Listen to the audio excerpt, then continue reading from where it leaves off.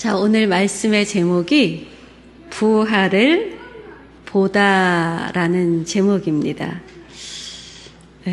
여러분 부활을 보셨습니까? 부활을 어떻게 볼까요? 부활을 못 봤다면 상당히 신앙에 문제가 있는 거예요. 우리 오늘 어떻게 부활을 보는지 봅시다.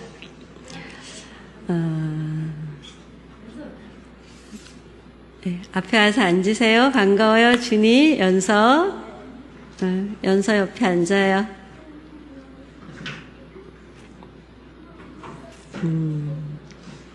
자, 우리 어린이 2명.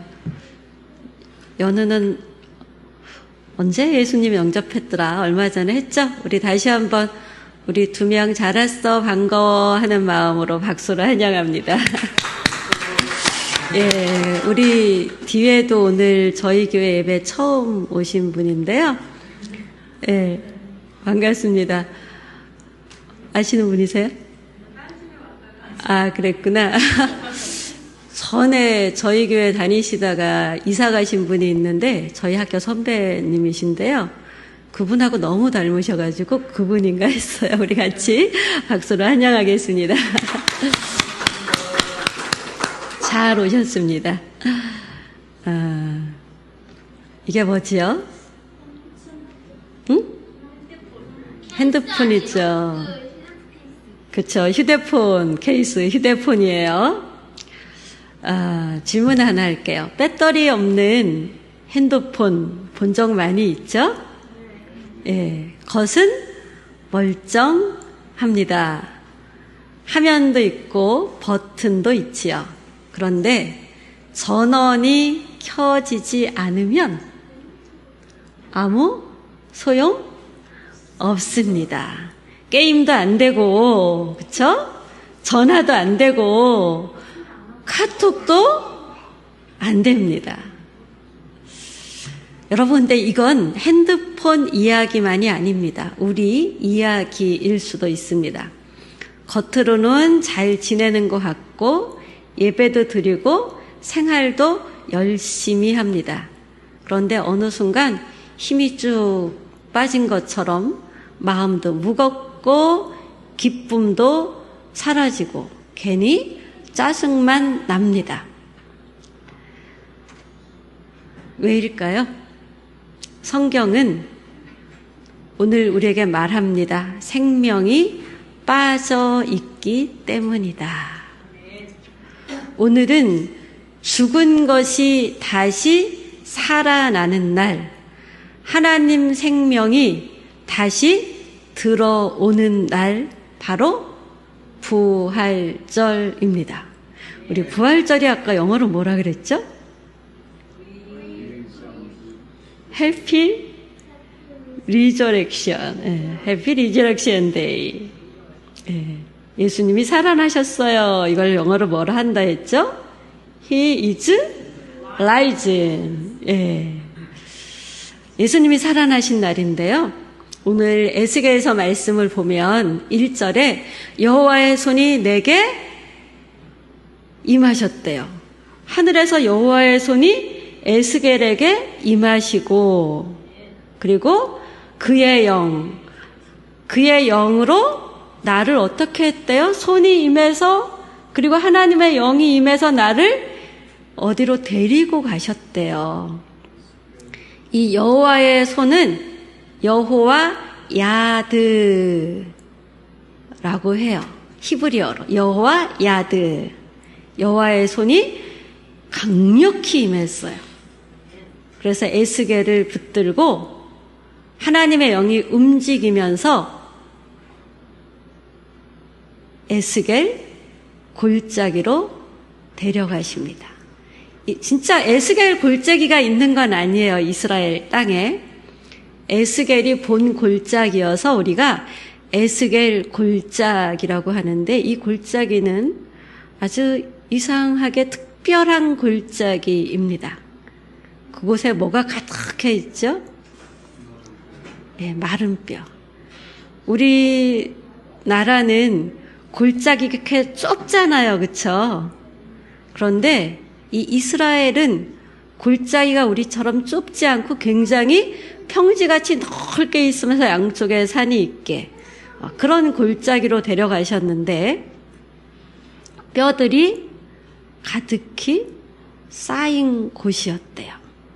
근데 이 뼈들이 오래되고 바짝 말라있고 큰 뼈와 아주 가느다랗게 작은 뼈 이런 뼈들이 여기저기 흩어져서 퍼즐 조각처럼 막 있는데 맞춰지지 않고 있고 뼈들이 많이 쌓여 있는 거예요. 여러분은 그 뼈들의 골짜기를 보면 무슨 생각이 들을까요? 하나님이 물으셨어요. 이 뼈들이 능히 살겠느냐? 이 질문은 믿음을 끌어내는 질문입니다. 여러분이라면 뭐라고 대답하실까요? 살 것 같아요? 에스겔은 이렇게 대답했어요. 하나님만이 아십니다. 이런 대답은 말하는 사람에 따라 여러 가지 마음으로 대답할 수 있는데 이 성경에서 그 의미를 보면 회피하는 대답이 아니고 도망치는 그런 대답도 아니고 하나님께 이 생명의 주권을 맡기는 대답입니다. 주권을 맡기는 믿음. 그것이 오늘날 하나님께서 우리에게 원하시는 믿음이에요. 이 뼈들은 부서진 것도 아니고 사라진 것도 아닙니다. 겉모양 그대로 있습니다. 그런데 생명은 없습니다. 여러분, 이건 마치 전원이 꺼진 핸드폰 같습니다. 겉은 멀쩡하고 형태도 있지만 살아있는데 살아있지 않은 사람의 모습입니다. 이것이 바로 성경이 말하는 하나님을 잃어버린 사람의 상태입니다. 하나님이 내 안에 없으면, 영이신 하나님이 내 안에 없으면 우리는 이렇게 마른 뼈 같은 모습이라는 거예요. 우리도 예배를 드리지요. 기도도 합니다. 하루하루 살아갑니다. 그런데 어느 순간 마음이 둔해지고 웃음을 잃어버리고 하나님도 멀게 느껴집니다. 겉은 괜찮은데 속은 텅 빈 것 같은 순간들, 그런 적 없으십니까?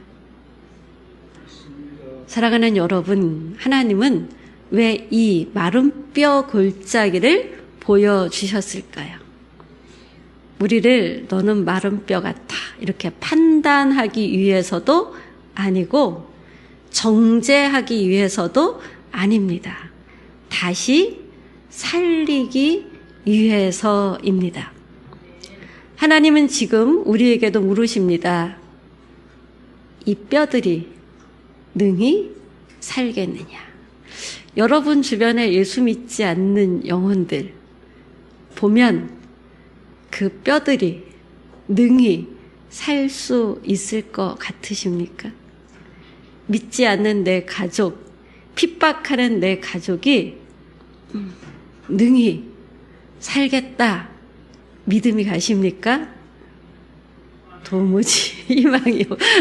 예, 반은 믿어지고 반은 안 믿어져가지고 웃으면서 하면 예. 에스겔이 뭐라고 대답했다고요? 이 생명의 주권이 주님께 있습니다. 예. 하나님 말씀하셨죠?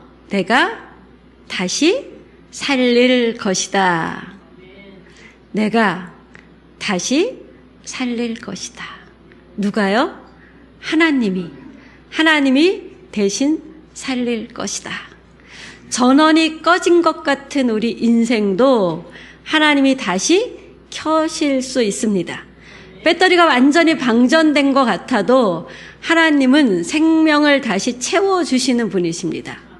오늘 부활절 예수님의 이름으로 선포합니다. 그 생명이 다시 들어갈지어다. 메마른 영혼이 숨쉴지어다. 죽은 것 같은 마음이 살아날지어다. 아멘. 하나님의 생명이 충만해질지어다. 하나님은 꺼진 것을 버리지 않으시고 다시 살리는 하나님입니다. 오늘 에스겔서 37장 4절에서 8절에 보면 에스겔에게 말합니다. 너는 이 뼈들에게 대언하라. 오늘날 이 말씀을 듣는 이 시간 여러분이 바로 에스겔입니다. 너는 이 뼈들에게 대언하라. 이 대언하다는 나바라는 건데요. 하나님의 말씀을 대신 선포하라는 것입니다. 네가 하나님의 입이 되어 말하라 말씀하시는 거죠. 놀랍지 않습니까? 움직일 수 없는 뼈에게, 들을 수 없는 뼈에게 말씀을 대신 선포하라고 하십니다. 인간적으로 보면 굉장히 어처구니 없어 보이는데 에스겔은 순종합니다. 마른 뼈들아 하나님 말씀을 들을지어다. 하나님이 말씀하신다. 내가 너희를 다시 살릴 것이다. 내가 너희를 다시 세울 것이다. 내가 너희 안에 생명을 넣을 것이다. 너희가 살아날 것이다. 그 순간 따다닥 딱딱딱 소리가 나면서 뼈들이 움직이고 서로 연결됩니다. 굉장히 놀라운 일이 벌어지죠. 그래서 뼈가 맞춰지고 팔이 붙고 다리가 붙고 몸이 만들어졌습니다. 엄청난 변화입니다. 그리고 계속 대언을 할 때 힘줄이 생기고 살이 붙고 가죽이 덮입니다. 사람처럼 보입니다. 이제 사람처럼 보입니다. 여기서 많은 사람들이 말합니다. 이제 회복됐구나. 이제 살아났구나. 그런데 성경은 충격적인 말을 합니다. 8절에 보면 그 속에 생기는 없더라. 여러분, 형태가 있습니다. 움직입니다. 겉으로는 완성된 것 같습니다. 그런데 아직 살아있는 것이 아닙니다. 이게 오늘 우리의 모습일 수 있습니다. 말씀을 듣습니다. 예배에 앉아 있습니다. 기도도 합니다. 그래서 또 나름 삶도 정리합니다. 행동도 좀 바뀌기도 하고 겉모습도 좀 달라집니다. 그런데도 왠지 공허합니다. 기쁨이 없습니다. 하나님이 멀게 느껴집니다. 왜 그렇습니까? 아직 르아흐 생기가 없습니다. 하나님의 생기가 없습니다.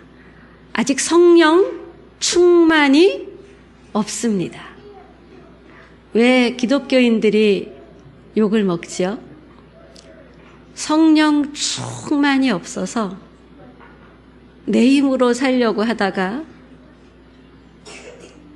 내 힘으로 안 되니까 하나님 힘까지 빌려서 욕심을 차리려고, 마치 하나님의 뜻을 따르는 것이 아니라 내 뜻이 하나님 뜻인 양 하나님을 삼지요? 심부름 센터 내지는 배달의 기술을 삼듯이. 왜 우린 그렇게 신앙생활을 할까요? 하나님과 인격적인 관계를 잘 맺고 있지 못하기 때문이고 생기가 모자라기 때문입니다. 말씀은 능력입니다. 죽은 것을 움직이게 합니다. 흩어진 뼈들도 모이게 합니다. 그런데 말씀만으로는 아직 생명이 완성되지 않았습니다. 여기서 중요한 진리가 나옵니다. 형태의 회복은 생명의 회복이 아니라는 것입니다. 교회 다니는 것만으로는 살아있는 신앙이 아닙니다. 예배 드리는 것만으로도 살아있는 예배가 아닐 수 있습니다. 말씀 듣는 것만으로 살아있는 삶이 아닙니다. 사랑하는 여러분, 혹시 지금 움직이고는 있지만 살아있는 상태는 아니지는 않는지요? 겉으로는 괜찮아 보이는데 속은 여전히 메말라 있습니다. 여러분, 하나님은 형태에서 끝내지 않으시고 생명까지 완성하시는 분이십니다. 대언된 말씀 나바는 움직이게 하지만 성령은 우리를 살아나게 합니다. 이제 하나님의 생기를 하나님이 부으십니다. 생기가 들어갈 때 진짜 살아납니다.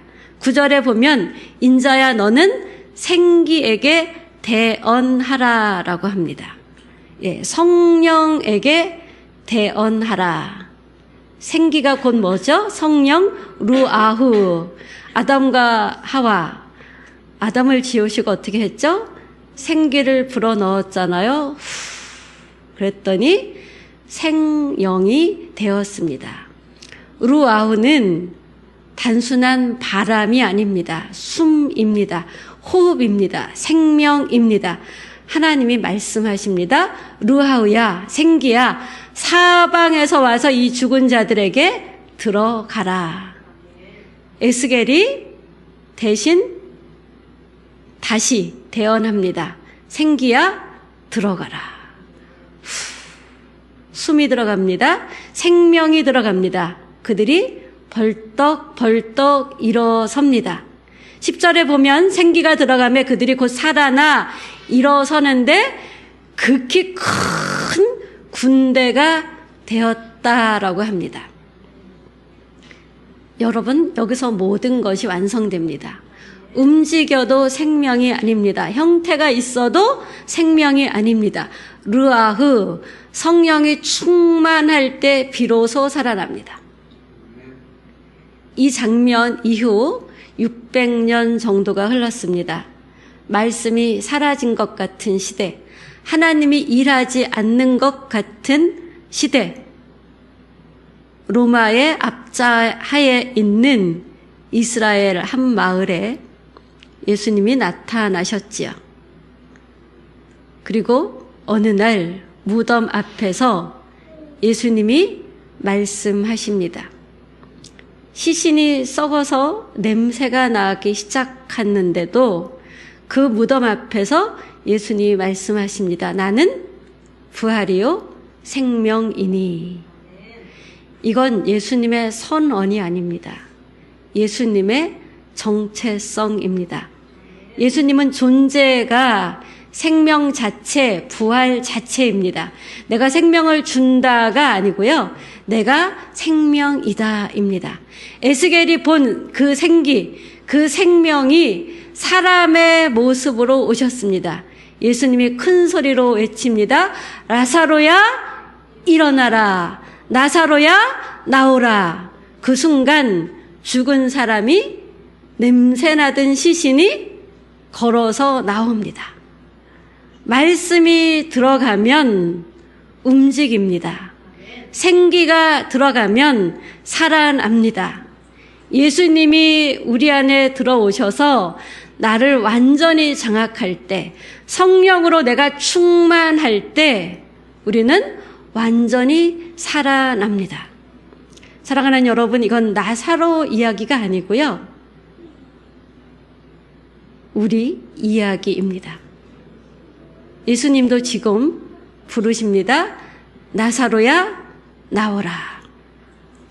여러분 이름을 넣어서 외쳐봅시다.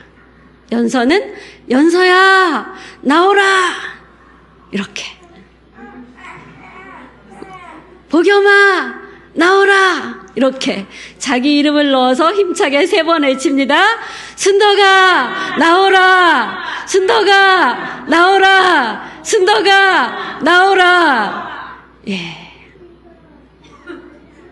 생명이신 예수님, 부활 자체이신 예수님께서 이렇게 말씀하셨을 때 나사로가 무덤에서 나왔습니다. 죽은 자리에서 나왔습니다. 묶여 있는 자리에서 나왔습니다. 생명이 멈춘 자리에서 다시 생명이 시작되었습니다. 부활은 집단적인 사건이 아닙니다. 부활은 개인적인 부르심의 사건입니다. 여러분 개인의 믿음이, 부활의 믿음이 있을 때, 여러분 개인이 성령으로 충만할 때, 여러분은 이 생명의 사람, 영의 사람, 성령 충만하여 살아있어서 펄펄 날뛰는데, 성령이 충만하면 이 뛰는 게 성령 없이 펄펄 날뛰는 거랑은 너무 다른 모습으로 뛰게 되는 것이죠. 예수의 생명이 없이, 성령 충만 없이 날뛰면 어떻게 돼요? 여러 사람들을 피곤하게 하고 병들게 하고 다치게 합니다. 성령 충만하여 뛰는 사람은 여러 사람을 살리고 기쁘게 하고 행복하게 하고 즐겁게 합니다. 부활은 개인적인 부르심입니다. 왜 기도가 안 됩니까? 왜 예배가 무겁습니까? 왜 말씀이 내 마음판에 새겨지지 않습니까? 우리 안에 르아흐, 생명이 없기 때문입니다. 예수님이 내 안에 너무 적은 모습으로 숨어있듯 있기 때문입니다. 예수님이 나를 온전히 장악한 삶, 예수님이 나의 센터가 된 삶을 살면 우리 역시 주의 생명으로 숨쉬고 춤추는 영혼이 될 것입니다.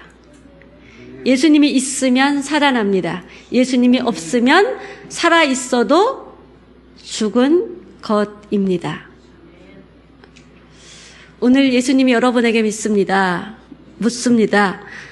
내가 이것을 믿느냐? 여러분, 예수님은 부활이요 생명입니다. 여러분 이것을 믿으십니까? 아멘. 우리 주님, 예수님은 부활이요 생명인 것을 믿으세요? 예수님이 금요일 성금요일인데 그 금요일 날 십자가에 달려 죽으셨어요. 왜 예수님이 죽으셨죠? 죄를 진 게 너무 많아서 사형을 받은 건가요? 아니고 온 세상의 모든 사람들의 죄를 대신해서 예수님이 십자가에서 처형을 받으신 거예요. 내가 죄를 지어서 내가 죽어야 되는데 하나님이 나를 살리시려고 예수님을 대신 십자가에 다셔서 나 대신 죽게 하셨어요. 우리 주니 대신, 주니의 제 대신 예수님이 죽으셨음을 주니는 믿어지세요? 응? 주니 어때? 나는 죄를 지어서 죽을 수밖에 없지만 예수님이 나를 살리기 위해서 예수님이 대신 죽으신 것 같아요? 잘 모르겠어요? 잘 생각해봐요. 오늘 듣고. 근데 그렇게 죽으신 예수님을 하나님이 어떻게 하셨어요? 3일 만에 살리셨어요. 성결의 영으로 부활하셨다고 말씀하세요.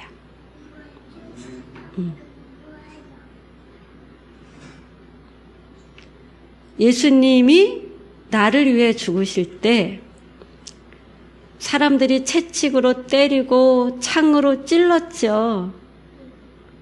그래서 예수님 몸에서 피가 다 쏟아져 나오고 또 물이 다 쏟아져 나왔어요. 성경에 보면 피가 없으면 죄를 용서받을 수 없대요. 왜? 죄를 짓는 것은 누군가의 피를 흘리는 나쁜 일이기 때문에 그래요. 내가 욕을 해서 누군가가 마음이 아프면 겉으로 피를 안 흘려도 마음속에서 피가 흐르는 것 같이 다른 사람을 힘들게 하는 거예요. 그래서 피가 없으면 제사함이 없다 했는데 우리의 모든 죄를 용서하시기 위해서 예수님이 우리 대신 피를 흘리면서 그 피의 대가로 하나님이 우리 죄를 용서해 주시기로 하셨어요. 어떤 사람의 죄를 용서해 주시냐 하면 예수님이 내 죄 대신 십자가에서 죽으셨습니다. 감사합니다. 그 예수님이 나의 주인으로 내 마음에 들어오셨으면 참 좋겠어요. 내 마음에 예수님 들어오세요. 십자가에서 죽으신 예수님을 나의 주인으로 받아들입니다. 이렇게 마음 먹는 사람에게 하나님께서 너는 죄 용서받은 나의 아들이야. 예수님이 죽고 부활한 것처럼 예수 그리스도를 믿는 너도 부활이고 생명인 예수님이 네 안에 있기 때문에 너도 부활할 거야. 라고 말씀하십니다.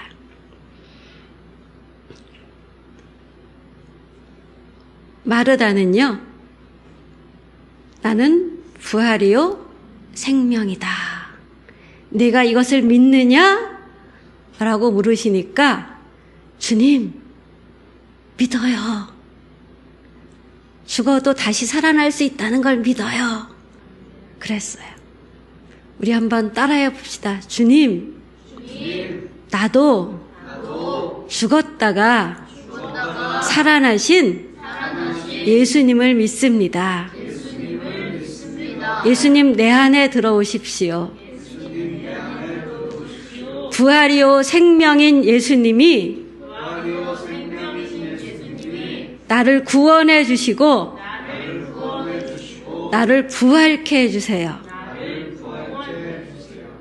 예수님 이름으로 기도합니다. 아멘. 네. 우리 하나님은 부활이요 생명입니다. 예수님이 내 안에서 나를 많이 차지할수록 나는 부활이요 생명인 예수님과 더불어 살아가고요.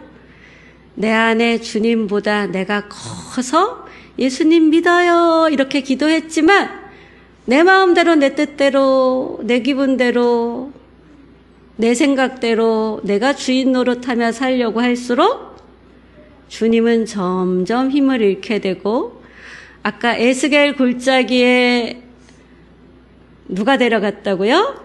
하나님의 손이 임해서 하나님의 영이 임해서 데리고 가서 그 뼈들이 다 맞춰지고 살아나게 하신 것처럼 하나님이 예수님 내 안에 들어오세요. 부활이요 생명이신 성령님 내 안에 들어오세요. 이렇게 기도할 때마다 내 안에 들어오시는데 내가 그분을 외면하고 내 뜻대로 내 마음대로 내 생각대로 살면 그분은 점점 내 안에서 작아져요. 그러면 나는 점점 진짜 생명이 작아지는 삶을 살 수밖에 없습니다.